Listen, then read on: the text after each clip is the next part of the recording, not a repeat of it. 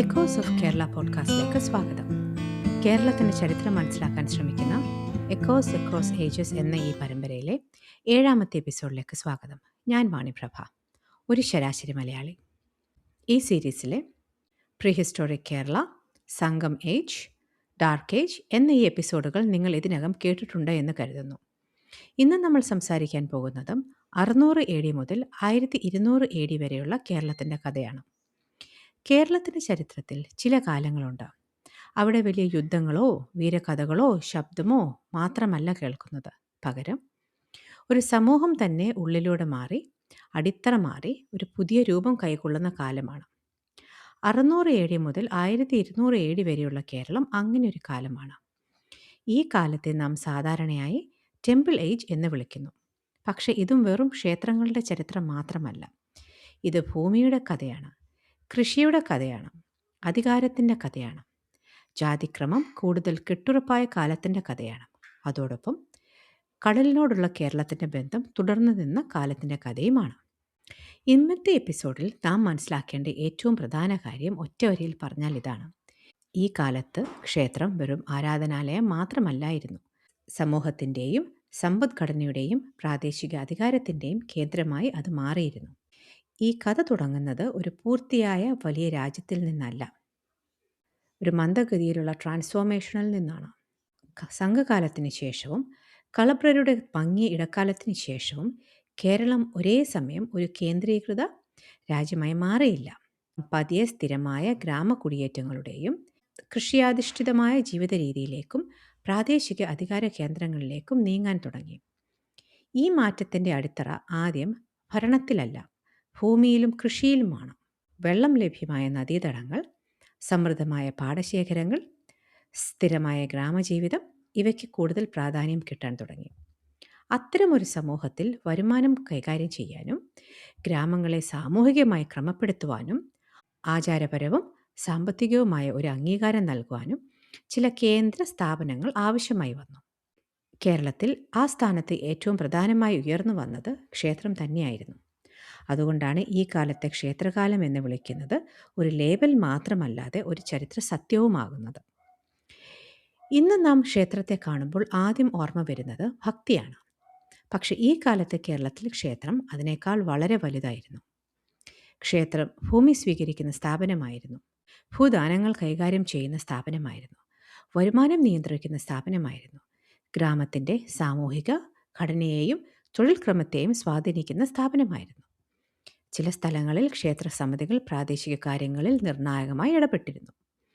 അതുകൊണ്ട് ക്ഷേത്രം ദൈവാരാധനയുടെ സ്ഥലമല്ല, ഒരു സംഘടിത സാമൂഹിക വ്യവസ്ഥയുടെ കേന്ദ്രമായിരുന്നു. ഇവിടെയാണ് ഒരു വലിയ മാറ്റം ഒളിഞ്ഞിരിക്കുന്നത്. മുമ്പത്തെ കേരളത്തിൽ പ്രധാന ശ്രദ്ധ പലപ്പോഴും തുറമുഖങ്ങൾക്കും വ്യാപാരത്തിനുമായിരുന്നെങ്കിൽ ഇപ്പോൾ ഉൾനാടൻ കേരളത്തിൽ കേന്ദ്രസ്ഥാനത്തെത്തുന്നത് ക്ഷേത്രം, ഭൂമി, കൃഷി, ഗ്രാമം ഇവയാണ്. ക്ഷേത്രം ഈ ഘടകങ്ങളെ എല്ലാം ബന്ധിപ്പിക്കുന്ന കേന്ദ്രമാകുമ്പോൾ സാമൂഹിക ജീവിതത്തിൻ്റെ പുതിയ താളം അവിടെ നിന്നാണ് രൂപം കൊള്ളുന്നത്.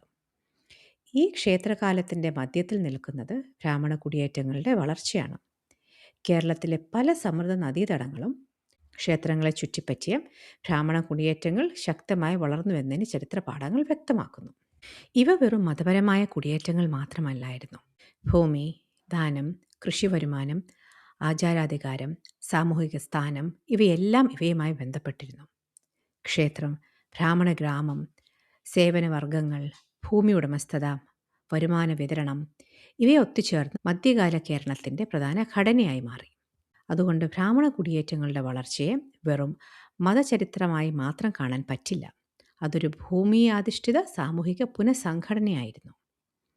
സമൂഹത്തിലെ മാന്യസ്ഥാനം, ആചാരാവകാശം, അധികാരം, പദവി ഇവയെല്ലാം പുതിയ രീതിയിൽ ക്രമീകരിക്കപ്പെട്ട ഘട്ടമാണിത്. ഈ സാമൂഹിക മാറ്റത്തിന് രാഷ്ട്രീയ രൂപം നൽകിയത് കുലശേഖരർ അഥവാ ചേരപ്പെരുമാൾ ഭരണക്രമമായിരുന്നു. അവരുടെ പ്രധാന കേന്ദ്രം മഹോദയപുരം, ഇന്ന് നമ്മൾക്കറിയാവുന്ന കൊടുങ്ങല്ലൂരുമായി ബന്ധപ്പെട്ടിരുന്ന സ്ഥലമാണ്. ഏകദേശം 9ാം ആണ്ട് മുതൽ 12ാം ആണ്ടിൻ്റെ തുടക്കം വരെ, അതായത് 844 മുതൽ 1124 AD വരെ ചേരപ്പെരുമാൾ കാലം കേരളത്തിലൊരു പ്രധാന രാഷ്ട്രീയ ഘട്ടമായി കണ്ടുവരുന്നു. ഈ കാലഘട്ടത്തെക്കുറിച്ചുള്ള ഏറ്റവും വിലപ്പെട്ട തെളിവുകൾ ശിലാശാസനങ്ങളിലും താമ്രശാസനകളിലും ലഭ്യമാണ്. അതായത് കോപ്പർ പ്ലേറ്റ് ഇൻസ്ക്രിപ്ഷൻസ്. ഞാൻ നേരത്തെ സൂചിപ്പിച്ചുവല്ലോ. വാഴപ്പള്ളി താമ്രശാസനം ഒരു ക്ഷേത്രസമിതിയുടെ തീരുമാനം, ഭൂദാനം, ദൈനംദിന പൂജ, ഗ്രാമത്തിലെ അധികാരം, രാജാവിൻ്റെ സാന്നിധ്യം ഇവയെല്ലാം ഒരേ രേഖയിൽ കാണിക്കുന്നു. അതുപോലെ തന്നെ താരിസപ്പള്ളി താമ്രശാസനം പോലുള്ള രേഖകൾ കൊല്ലത്തെ പള്ളി, വ്യാപാര അവകാശങ്ങൾ, പ്രാദേശിക അധികാരം ഇവ തമ്മിലുള്ള ബന്ധം വ്യക്തമാക്കുന്നു. അതായത് ഈ കാലത്ത് ബ്രാഹ്മണിക ക്രമം ശക്തമായിരുന്നുവെങ്കിലും തീരദേശ കേരളം ഇപ്പോഴും വ്യാപാരത്തിലും സ്ഥാപന ജീവിതത്തിലും വൈവിധ്യമാർന്നിരുന്നു. ഈ കാലത്തെ ഭരണക്രമം ഇന്നത്തെ അർത്ഥത്തിൽ ഒരു സർക്കാർ സംവിധാനമല്ല. അതുപോലെ ഒരൊറ്റ രാജാവിൻ്റെ വ്യക്തിപരമായ അധികാരം മാത്രം ആധാരമാക്കിയ ഭരണവുമല്ല. അതിനെ ഇങ്ങനെ ചിന്തിച്ചാൽ മനസ്സിലാക്കാൻ എളുപ്പമാണ്. മുകളിലായ രാജാവ്, അതിന് താഴെ പ്രാദേശിക പ്രഭുക്കന്മാർ, കൂടെ നാടുതല അധികാര ഘടനകൾ, ക്ഷേത്ര കേന്ദ്രിത സ്ഥാപനങ്ങൾ, ബ്രാഹ്മണ ശക്തി കേന്ദ്രങ്ങൾ, ഗ്രാമതല സഭകൾ, സാമ്പത്തിക അവകാശങ്ങൾ, ആചാര ചുമതലകൾ, ഇങ്ങനെ പല നിലകളിൽ ക്രമീകരിച്ചിരുന്ന ഒരു സാമൂഹിക രാഷ്ട്രീയ മുഖം. അതുകൊണ്ട് രാജാവ് ഭരിച്ചു എന്ന ഒറ്റ വരി കൊണ്ട് ഈ കാലത്തെ മനസ്സിലാക്കാൻ പറ്റില്ല. രാജ്യത്വം അധികാരത്തിൻ്റെ കേന്ദ്രമായിരുന്നു. പക്ഷേ സാമൂഹികവും കൃഷിയാധിഷ്ഠിതവുമായ ഘടന പ്രവർത്തിച്ചത് പല പ്രാദേശിക സ്ഥാപനങ്ങളിലൂടെയായിരുന്നു. അതിനാലാണ് ചിലർ ഈ ഭരണക്രമത്തെ ആചാര കേന്ദ്രിത രാജ്യത്വമെന്നും ചിലർ ബ്രാഹ്മണ ശക്തികളോട് ചേർന്നിരുന്ന രാജ്യത്വമെന്നും വിളിക്കുന്നത്. ഈ കാലത്തെ ഒറ്റ വാക്കിൽ പറഞ്ഞാൽ അതിൻ്റെ പേര് ഭൂമി. ആരാണ് ഭൂമി നിയന്ത്രിച്ചത്? ആരാണ് കൃഷിയിൽ നിന്നുള്ള വരുമാനവും വിളവും ശേഖരിച്ചത്? ആരാണ് അത് വിതരണം ചെയ്തത്? ആരാണ് ദാനങ്ങൾ സ്വീകരിച്ചത്? ആരാണ് ക്ഷേത്ര പരിപാലനത്തിനും പൂജാക്രമത്തിനും സാമ്പത്തിക അടിത്തറയൊരുക്കിയത്? ഈ ചോദ്യങ്ങൾക്ക് കിട്ടുന്ന ഉത്തരങ്ങളാണ് ഈ കാലത്തെ കേരളത്തെ ശരിയായി മനസ്സിലാക്കാൻ സഹായിക്കുന്നത്. വെള്ളം ലഭ്യമായ സമൃദ്ധ പ്രദേശങ്ങളിൽ കൃഷി വ്യാപിച്ചു. നെൽകൃഷിക്ക് കൂടുതൽ പ്രാധാന്യം ലഭിച്ചു. ഭൂമി ഇനി ദൈവീക ചിഹ്നം മാത്രമല്ല, ഒരു ഉൽപ്പാദനത്തിൻ്റെ അടിത്തറ കൂടിയായി. ക്ഷേത്രങ്ങൾ ആ ഉൽപ്പാദനത്തെ ആചാരപരവും സാമൂഹികവും സാമ്പത്തികവുമായ ക്രമത്തിലേക്ക് ബന്ധിപ്പിച്ചു. അതുകൊണ്ട് ക്ഷേത്രകാലത്തെ വെറും ഭക്തിപരമായി മാത്രം കാണാൻ പാടില്ല. ഇത് ഭൂമിയും അധികാരവും ചേർന്ന കഥയാണ്. ഈ കാലത്തെ സാമൂഹിക ചരിത്രത്തിൽ ഒഴിവാക്കാനാവാത്ത കാര്യമാണ് ജാതിക്രമത്തിൻ്റെ കൂടുതൽ കെട്ടുറപ്പം. ക്ഷേത്രങ്ങൾ പ്രവർത്തിക്കാൻ നിരവധി പാരമ്പര്യ സേവന വർഗ്ഗങ്ങൾ ആവശ്യമായി വന്നു.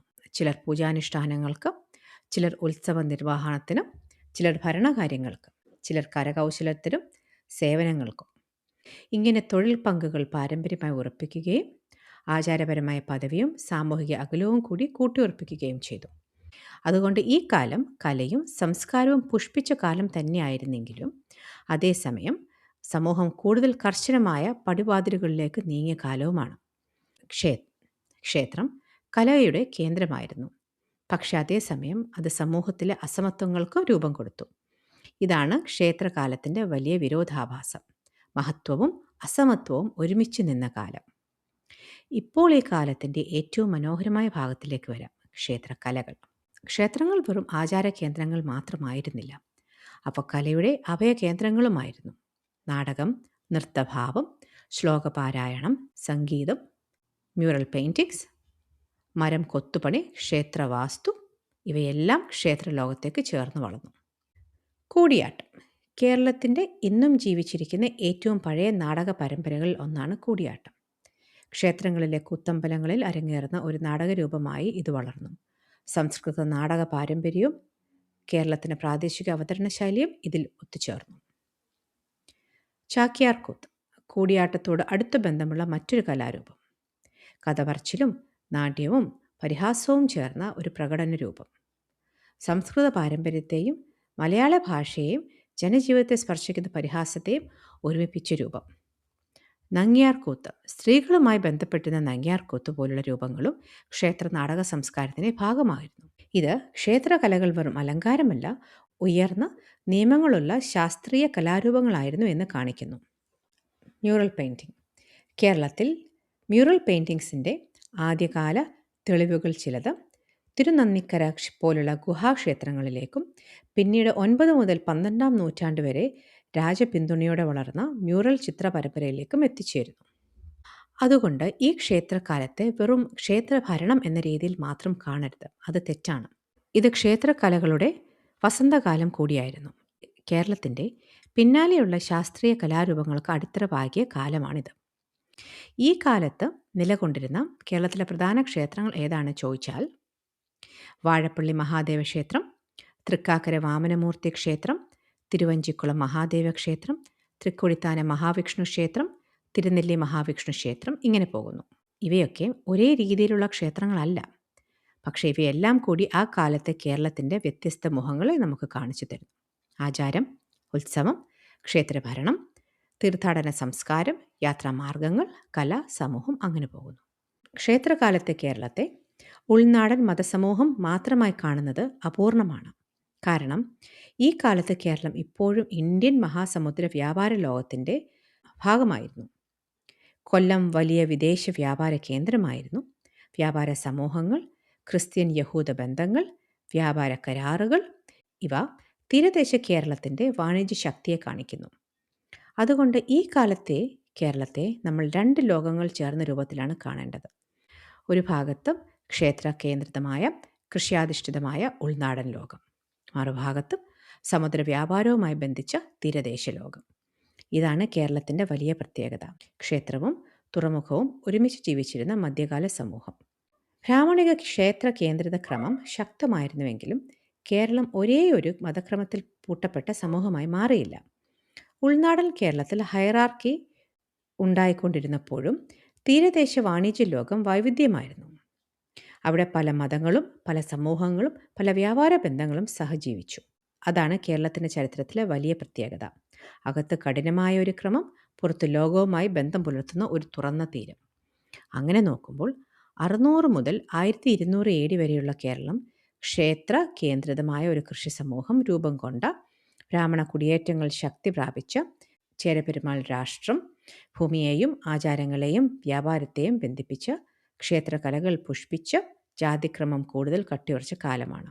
ഇത് വെറും ക്ഷേത്രങ്ങളുടെ കാലമല്ല, ഇത് കേരളത്തിൻ്റെ മധ്യകാല ജന്മഘട്ടമാണ്. ഭൂമി, ക്ഷേത്രം, കൃഷി, കല, ജാതിക്രമം, രാജ്യത്വം, കടൽ വ്യാപാരം ഇവയൊത്തുചേർന്ന് കേരളത്തിൻ്റെ മധ്യകാല വ്യക്തിത്വത്തെ രൂപപ്പെടുത്തിയ കാലം. അങ്ങനെ ഇരുണ്ട ഇടക്കാലത്തിൻ്റെ മങ്ങിയ ലോകത്തിൽ നിന്ന് നാം ഇപ്പോൾ കൂടുതൽ ക്രമബന്ധവും എന്നാൽ കൂടുതൽ കെട്ടുറപ്പുള്ളതുമായ ഒരു കേരളത്തിലാണ് നിൽക്കുന്നത്. പക്ഷേ കേരളത്തിൻ്റെ കഥ ഇവിടെ തീരുന്നില്ല, ഇവിടെ നിൽക്കുന്നുമില്ല. 12ാം നൂറ്റാണ്ടോടെ ചേരപെരുമാൾ ക്രമം ദുർബലമാകാൻ തുടങ്ങുന്നു. അതോടൊപ്പം കേരളം മറ്റൊരു പുതിയ ഘട്ടത്തിലേക്ക് കടക്കുന്നു. ഇനി കഥയുടെ കേന്ദ്രത്തിൽ ക്ഷേത്രവും ഭൂമിയും മാത്രമല്ല, തുറമുഖങ്ങളും സമുദ്ര വ്യാപാരവും പ്രാദേശിക രാജ്യങ്ങളുമായുള്ള മത്സരം കൂടിയാണ്. ഇതുവരെ കേരള ചരിത്രത്തിൽ നമ്മൾ മത്സരം കണ്ടിരുന്നില്ല. പിന്നീട് അറബ് വ്യാപാരികളും പ്രാദേശിക സമുദ്ര ശക്തികളും തുടർന്ന് യൂറോപ്യൻ ശക്തികളും ചേർന്ന് കേരളത്തെ വീണ്ടും ലോകത്തിൻ്റെ സമുദ്രവാതിലാക്കി മാറ്റുന്ന കാലം വരുന്നു. അടുത്ത എപ്പിസോഡിൽ നാം കടക്കുന്നത് ആ ലോകത്തേക്കാണ്. AD 1200 മുതൽ 1800 വരെ നീളുന്ന കേരളത്തിൻ്റെ സമുദ്രകാലം, ദ മാരിടൈം ഏജ്. ക്ഷേത്ര കേന്ദ്രിത കേരളത്തിൽ നിന്ന് സമുദ്ര കേന്ദ്രിത കേരളത്തിലേക്കുള്ള ആ വലിയ മാറ്റത്തിൻ്റെ ആ കഥ അടുത്തതായി കേൾക്കാം. അതുവരെ ശ്രദ്ധയോടെ ഇരിക്കുക, കൗതുകത്തോടെ തുടരുക. Stay tuned. Thank you.